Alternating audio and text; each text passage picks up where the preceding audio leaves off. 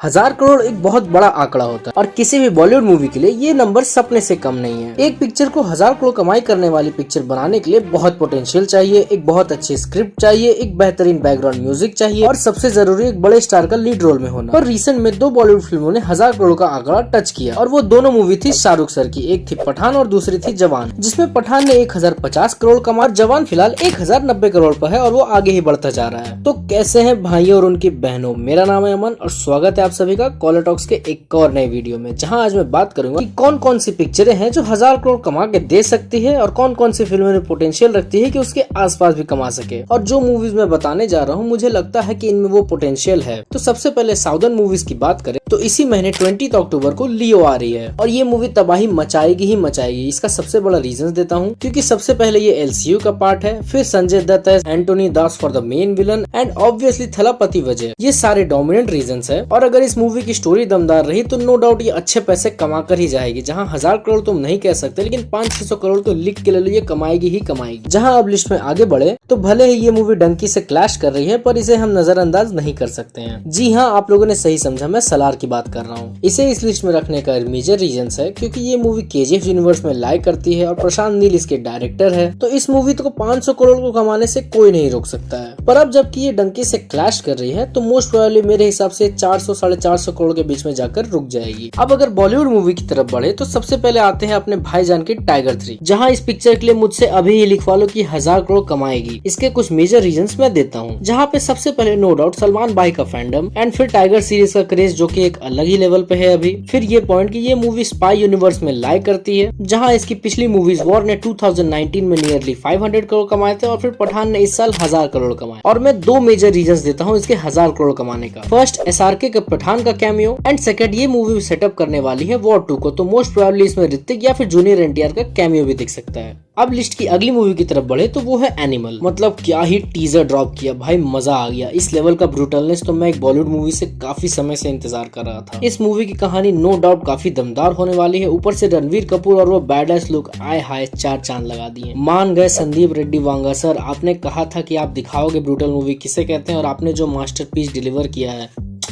लाजवाब। Hats off to you sir. अब इस मूवी के कलेक्शन की बात करें तो 1000 करोड़ जाना थोड़ा मुश्किल है, पर 500 से 600 करोड़ तो लिख के ले लो, ये श्योर जाएगी। और अगर इस मूवी ने अच्छा होल्ड दिखाया तो मे भी 1000 तक भी जा सकती है। अब लिस्ट की आखिरी मूवी की तरफ बढ़े तो वो है डंकी और मेरे हिसाब से ये 1000 करोड़ चली ही जाएगी। भले ही ये क्लैश कर रही है सलार से, फिर भी अब इसके भी कुछ मेजर रीजंस बताता हूँ। सबसे पहला कि एसआरके अपने करियर के पीक पर है। दूसरा, राजकुमार हिरानी ने इस मूवी को डायरेक्ट किया है और लिखा भी, और हम सब जान रहे हैं कि ये कितने खूबसूरत काम करते हैं। और अगर आपको नहीं पता तो ये वही डायरेक्टर है जिन्होंने मुन्ना भाई MBBS, लगे रहो मुन्ना भाई, 3 इडियट्स, पीके एंड संजू जैसे आइकॉनिक फिल्म डिलीवर किए हैं हमारे सामने। भले ही ये मूवी के जवान जैसे स्टैट्स नहीं होंगे लाइक बिग ओपनिंग ये वो, पर ये मूवी लॉन्ग रन में जरूर चलेगी और 1000 करोड़ लिख के ले लो, कमाएगी ही कमाएगी। अब आप लोग अपनी राय कमेंट्स में बताओ। मिलते हैं आप लोगों से अगली वीडियो में, तब तक के लिए अलविदा एंड टेक केयर।